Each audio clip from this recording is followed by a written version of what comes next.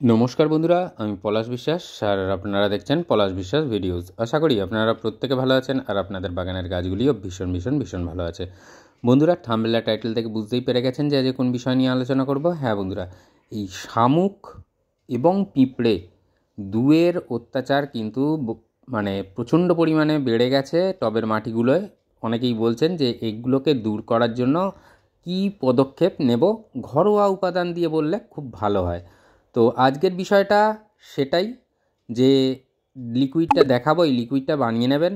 এটা একদিক থেকে যেমন রোগ পোকাকে দূরে রাখবে, তেমন কিন্তু ফাঙ্গাস, মানে রোগ পোকা এই কারণে বললাম, পোকাও যাবে আর তার সাথে গাছের রোগও দমন হবে।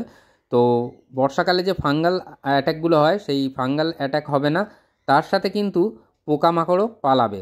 তো কি সেই জিনিসটা অবশ্যই বলবো। তার আগে বলি যে প্রতিদিন সন্ধ্যে 6টায় আমার চ্যানেলে কিন্তু ভিডিও আসে, তাই বলবো বন্ধুরা যারা এখনও সাবস্ক্রাইব করেননি দয়া করে সাবস্ক্রাইব করে নেবেন।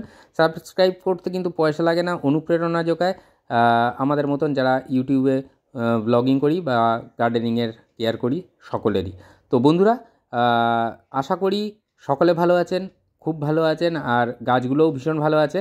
তো আজকের যে বিষয়টা নিয়ে এসেছি সেটা নিয়ে তো বলবো, তার আগে একটা কথা বলে নিই যে বন্ধুরা, এই যে শামুক বলুন, বিশেষ করে শামুকের কথাটাই বলবো, যে এই সময় কিন্তু বংশ বিস্তার করে এরা। বর্ষাকাল যে কোনো পোকামাকড় বা কীটপতঙ্গদের বংশ বিস্তারের সময় এটা। তো সেই জন্য শামুকরা করে কি, যে গাছের পাতাগুলোকে খায় এবং সেখানে থেকে তারা কিন্তু সুন্দরভাবে নিজেদেরকে, মানে নিজের বংশকে বাড়িয়ে তুলতে থাকে। তো যে জিনিসটা সবার প্রথমে করতে বলবো, 3টে টিপস বলবো। যে মানে প্রথম যে টিপসটা বলবো সেটা হচ্ছে গাছের আশপাশ, মানে টবের আশপাশগুলো পরিষ্কার পরিচ্ছন্ন রাখুন। কোনো ধরনের পাতা পচা বা ঘাস, আগাছা ইত্যাদি ইত্যাদি যেন না হয়ে থাকে। আর দ্বিতীয় টিপস যেটা বলবো, ব্লিচিং পাউডার বা যেটা গ্যামাক্সিন পাউডারও অনেকে দিতে পারেন। আপনারা সপ্তাহে অন্তত 2বার করে ছড়ান, টবের চারিধারে ছড়িয়ে দিন। তাহলে দেখবেন ওর যে গন্ধ, সেই গন্ধতে একদিক থেকে যেমন মশার উপদ্রব কমবে, তেমন কিন্তু অন্যান্য যে সমস্ত গাছের পোকামাকড় আছে তার সাথে সাথে শামুক, পিঁপড়ে এগুলোও কিন্তু খুব সহজে দূর করতে পারবেন। সপ্তাহে 2বার টবের, মানে ডিস্টেন্স রেখে, মাটিতে নয়, টবের মাটিতে নয়, মানে টব যেখানে আছে তার সাইড থেকে দিয়ে দিতে পারেন। এবং যে যাদের ছাদ বাগান, ছাদের চারিধারে কোনা, মানে কোণ ধরে, রেলিংয়ের সাইড ধরে দিয়ে দিতে পারেন। মোটামুটি এর গন্ধটা, স্মেলটা যদি আসতে থাকে না, তাহলে কিন্তু এই শামুক বলুন, পিঁপড়ে বলুন, অনেক কমে যাবে। দেখবেন শামুক তো সেভাবে আসবেই না, আর যদিও বা আসে তারপরে তো যে কীটনাশকটা বলবো সেটা অবশ্যই তাতে পালাবে। তো দেখুন, এটা নিয়ে নিয়েছি, এটা সবার রান্নাঘরের কমন জিনিস একটা, ভিনিগার। তো এটা আমাদের বাড়িতেই কিন্তু থাকে, যেহেতু ঘরোয়া উপাদান দিয়ে বলতে বলেছেন সবাই, সেই জন্য ঘরোয়া উপাদান ব্যবহার করছি। এবং ভিডিওর মাঝামাঝি বা শেষের দিকে গিয়ে কিন্তু আমি যে কোন কীটনাশক ব্যবহার করলে শামুক, পিঁপড়ে, অন্যান্য মাটির যে সমস্ত পোকামাকড় সব পালাবে সেটাও বলে দেবো, তার নামটা বলে দেবো, ব্যবহারটাও বলে দেবো অবশ্যই। তো এই যে পাত্রটা দেখছেন, এই পাত্রে 300 ml জল কিন্তু আমি নিয়ে নিয়েছি, এবং 300 ml জলের জন্য 3 টেবিল চামচ এর মতো ভিনিগার আমাদের কিন্তু এই জলের মধ্যে দিয়ে দিতে হবে। এটা কিন্তু এর যে তীব্র গন্ধ, এই তীব্র গন্ধ কিন্তু পোকামাকড়দের একেবারে নাপসন্দ, তাদের কিন্তু মোটেও এটা পছন্দ করতে পারে না তারা। সেই জন্য কিন্তু যেখানে এটা দেবেন সেই জায়গা থেকে কিন্তু তারা পালাবে, থাকবে না সেখানে। আর অবশ্যই তার সাথে দেখতেই পাচ্ছেন, আমি বলে দিয়েছি ভিডিও শুরুতেই যে রোগ পোকা দমন, রোগ পোকা হবে, দমন হবে। পোকামাকড় তো পালাবেই, শামুক, কেন্ন, পিঁপড়ে এগুলো পালাবে, আর তার সাথে এই হলুদ গুঁড়ো, হলুদ গুঁড়োতেও কিন্তু পিঁপড়ে পালাবে। আর এটা আরেক দিক থেকে মানে কি অ্যান্টিফাঙ্গাল, যেটাকে ছত্রাকনাশক হিসাবেও কিন্তু আমরা ঘরোয়া উপাদান হিসাবে ব্যবহার করতে পারি। এটা প্রত্যেকের রান্নাঘরেই রয়েছে। এটা 2 চা চামচ নিয়ে আপনারা কিন্তু দিয়ে দেবেন এই 300 ml জলের মধ্যে।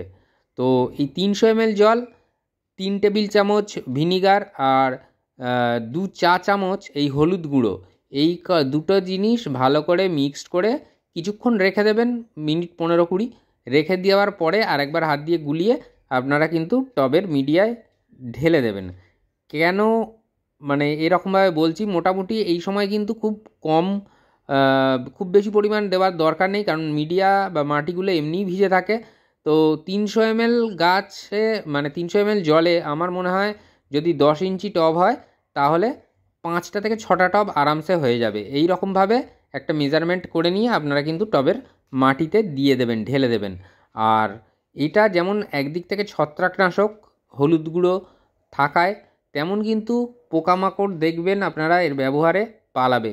এটা এবার বলে দিই যে কতদিন অন্তর ব্যবহার করবেন। বন্ধুরা, এটা সপ্তাহে একবার করে দিলেই হবে।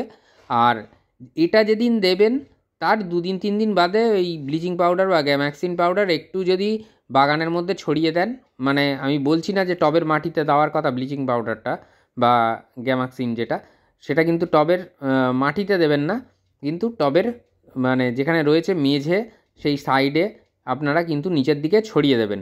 তাহলে দেখবেন যে কোনো ধরনের পিঁপড়ে বা সেভাবে শামুক তারা কিন্তু আক্রমণ করছে না। এটা একদম সহজ উপায়। আশা করি এই পন্থা অবলম্বন করলে আপনাদের বাগান থেকে পিঁপড়ে এবং শামুক উভয়ই দূর করতে পারবেন। তার সাথে সাথে কেন্ন হয় এই সময়, সেই কেন্ন দূর হয়ে যাবে। তো তারপরেও যদি রাসায়নিকের কথা বলেন বা কোনো কীটনাশকের কথা বলেন, তাহলে আমি বলবো যে আপনারা ফিউরাডন বা ফুরাডন এই কীটনাশক আপনারা দিতে পারেন। আপনারা 2 গ্রাম একটি 10 ইঞ্চি বা 12 ইঞ্চি টবের মধ্যে কিন্তু ছড়িয়ে দিতে পারেন।